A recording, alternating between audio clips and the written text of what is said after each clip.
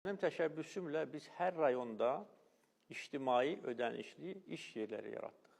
Vətəndaşlara heç olmasa minimum əmək haqqı səviyyəsində məvacib verilsin deyə. Bax, bu maaşı da onlar qıymadılar o kasıb adamlara. O kartları götürüb, oradan pul çəkib, öz ciblərini doldurdular. Buna nə ad vermək olar? Bu vicdansızlıqdır. İndi yaxşı, xalqdan qorxmursansa, heç Allahdan qorx ki. Belə şey etmək olarmı? Ona görə bax, bu onu göstərir ki, bu məmurun mənəvi degradasiyasıdır.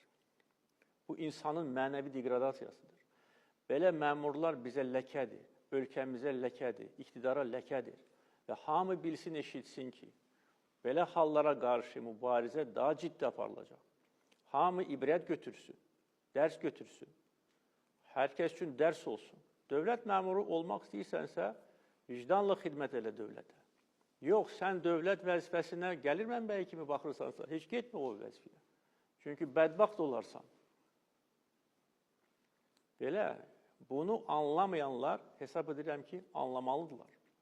Ki, yeni dövrdə, yeni çağırışlar qarşısında olan ölkədə başqa cür ola da bilməz.